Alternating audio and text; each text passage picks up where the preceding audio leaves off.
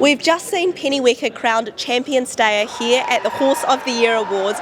Jim Wallace joins me. Jim, she became the third horse in 60 years to do the New Zealand and Australian Oaks double. She's pretty special. When did you realise you had something very good on your hands? Oh, I thought right early on, from when she had her first run as a 2-year-old, she went to the races at Pennyweka on New Year's, just after New Year, and she hadn't had a jump out, she hadn't had a barrier trial. There was nothing around, it was a small field, so we chucked her in the deep end. And I said to the rider on the day, do what you can, but wait till halfway down the straight and give her a crack behind the saddle and then hold on.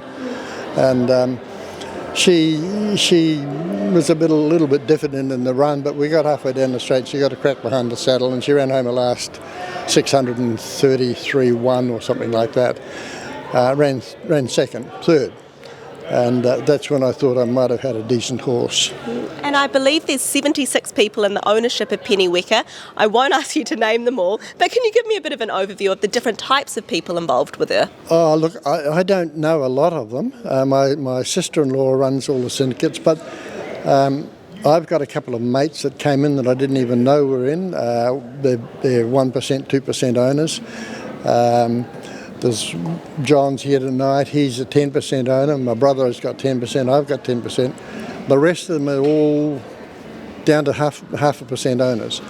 And there are a whole different range of people. It's the most fantastic thing for racing to have so many people. And what you saw at Trentham on Oaks Day, when I think there was 65 or something of the members there.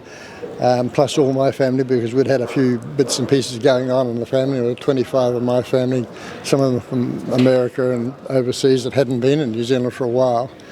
So there was probably 60 or 70 of us there. And it's the best thing I've ever seen on a racecourse in New Zealand. It is fantastic for racing to involve so many people at such a level. Oh, I couldn't agree with you anymore. We saw her kick things off in the Tarzino Trophy yesterday at Hastings. Early days, but how has she come through and where's she likely to head next? Well, I'm not sure where she's going to go. She came through it very well, finished off strongly and took a long time to pull her up the back. And I was absolutely wrapped with the run. She went home last night, she had up and was fine around the paddock this morning. Obviously I haven't seen her because we stayed in Hastings last night. But she's a tough little girl. What we do from here, I don't know. There's all sorts of possibilities. She could go back to Hastings for the Arrowfield.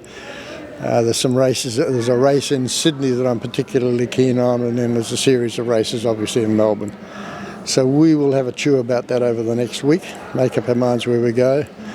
But when she gets to 2,000 metres plus, we might have a bit of fun, I think. We're certainly looking forward to seeing her get out to that distance. We wish you the best of luck and enjoy your evening. Thank you very much. I am enjoying it immensely. Cheers.